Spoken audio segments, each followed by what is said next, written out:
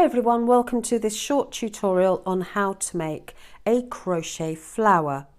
I've used this one to decorate a mobile phone cover that I've made. So I'm using an aran weight cotton and a size 3.5mm hook. And I'm going to start off, because I only have a little bit of this pink left, I'm going to start off with the pink in the middle, then have this nice pale lemon colour followed by the mint. So we start off with a magic ring, and I've done another video about how to do a magic ring. If you click on the link in the description, then you can find that. Do the magic ring and pull it a little bit so that you've got about a circle of about a centimetre or half an inch in diameter. And we're going to do 10 single crochets into your ring. 1, 2,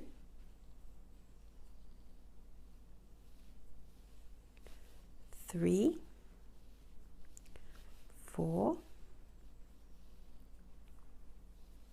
yarn in, yarn round, yarn through, 5, 6, 7, 8, 9,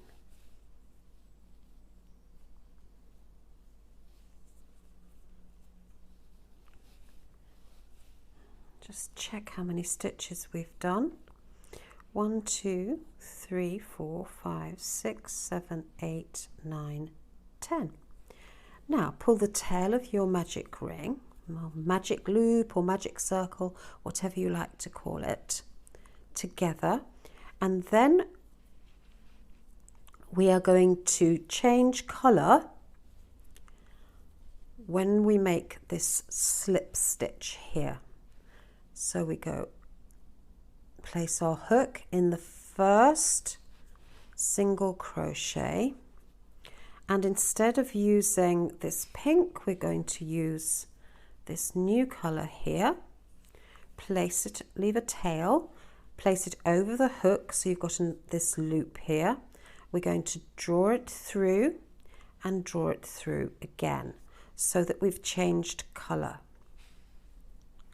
Going to end up with rather a lot of strands, but don't worry, they'll all get sorted in the end. Now, in order to increase, we're going to do 2 single crochet in each of our previous stitches. This will tighten up as we get going.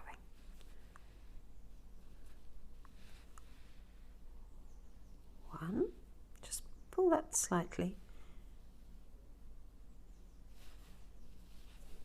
2, right, 3,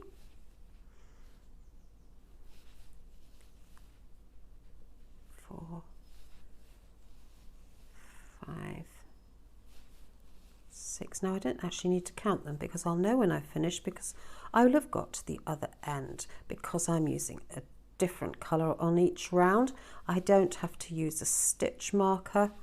I know where the ends are, so I can work freely without counting, and talking at the same time is not a good idea. When you're working with the same colour, always use a stitch marker in that first stitch of a round so you know exactly where you've got to. If you haven't got a stitch marker, you can use a strand of wool, or you can use a hairpin or bobby pin, or even a paper clip, although paper clips can snag your work, so be careful with that. Right, how are we getting on? So we now need to check whether we need to go into this stitch, and the best way to do that is to count 1, 2, 3, 4, 5, 6, 7, 8, 9, 10, 11, 12, 13, 14, 15, 16, 17, 18, 19, 20. Okay, now I'm going to join into this first stitch here with a slip stitch.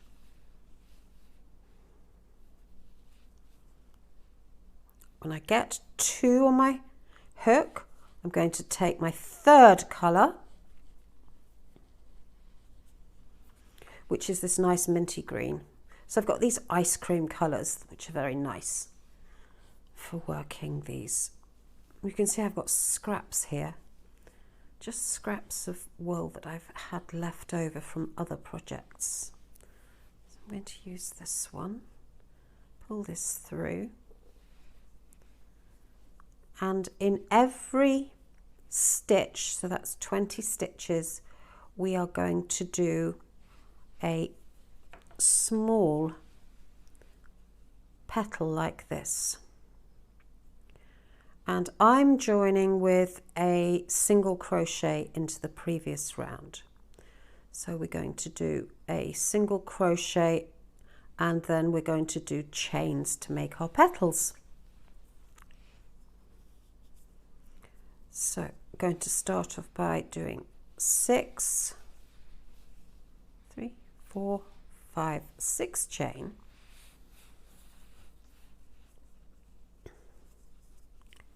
Just tighten up that first,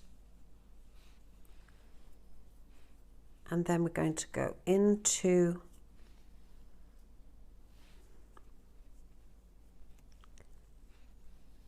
this stitch here with our first single crochet. You could do a slip stitch, but I decided to do a single crochet.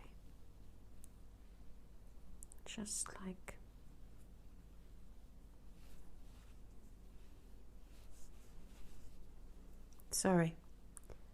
just like that.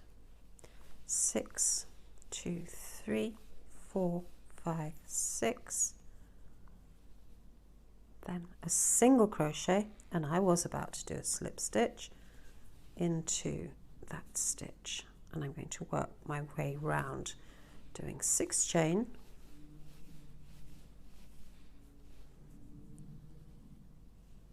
and then a single crochet,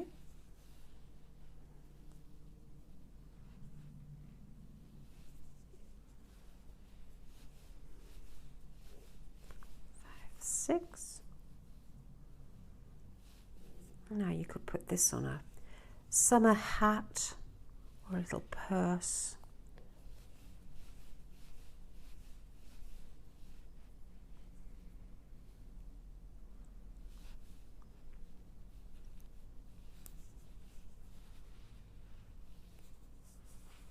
Now I'm going to stop the video there and come back at the end of the round.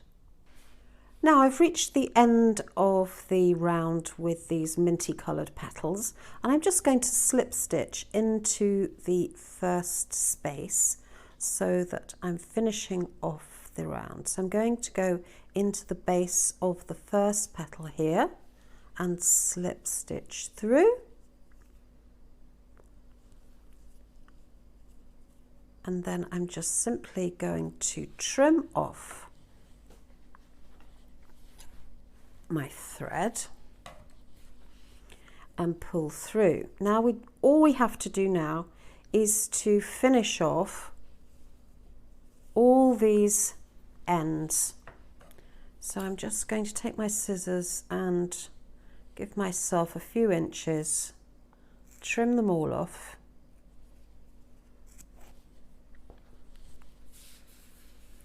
And I've hardly got any scraps left over.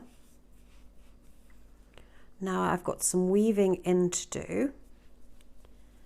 And when we weave in, we make sure we go in one direction and in another direction. You don't have to be too fussy about the weaving in on something like this, because it's not a garment you're going to be wearing where it matters if it comes unravelled.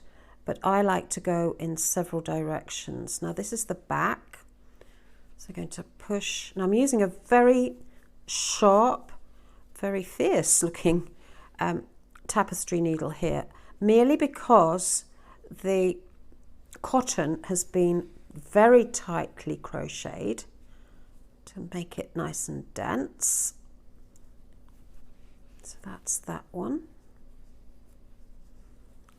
And you'll continue to do that with all these ends, making sure that you're weaving them through on the back, so that if you miss, for instance, in this one, I'm going to put it through to the reverse side of the work